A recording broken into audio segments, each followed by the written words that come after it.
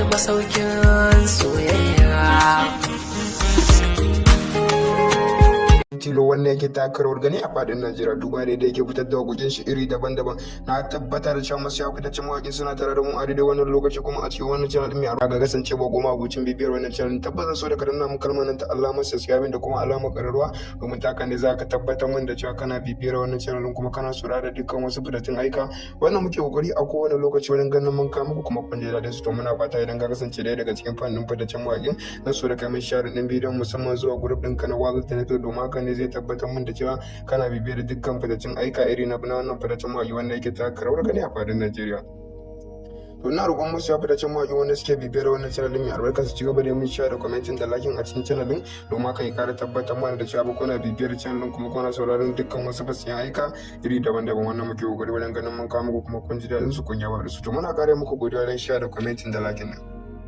Shararrai fitacce wani aka fi sani da Jari ke taka rawar gani a fadin Najeriya duba da yake fitar da waƙoƙin shi iri daban-daban. Na tabbatar da cewa masu yawa ga kasance ba goma abucin bibiyar wannan channel tabbata so da ka danna mu kalmar nan ta alamar subscribe da kuma alamar ƙararrawa domin taka ne za ka tabbatar min da cewa kana bibiyar wannan channel kuma kana saurara dukkan wasu fitattun aika wannan muke kokari a kowane lokaci wajen ganin mun kawo muku kuma kun ji daɗin su to muna fata idan ka kasance ɗaya daga cikin fannin fitaccen mawaƙin na so da kai mai share ɗin bidiyon musamman zuwa group ɗinka na Wazo Tanato domin haka ne zai tabbatar min da cewa kana bibiyar dukkan fitaccen aika iri na wannan fitaccen mawaƙi wanda yake taka rawar gani a fadin Najeriya.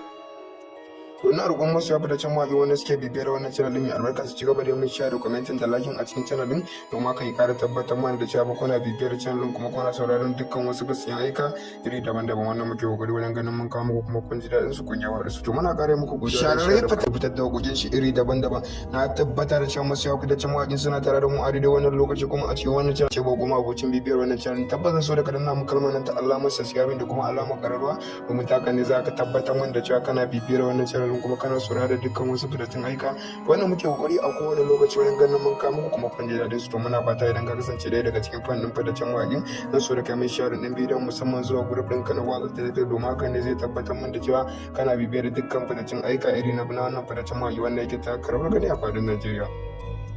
To ina roƙon musu ya fitaccen mawaƙi wanda suke bibiyar wannan channel din mai albarka su ci gaba da mun share da commenting da liking a cikin channel din domin haka ya ƙara tabbatar mana da cewa kuna bibiyar channel din kuma kuna sauraron dukkan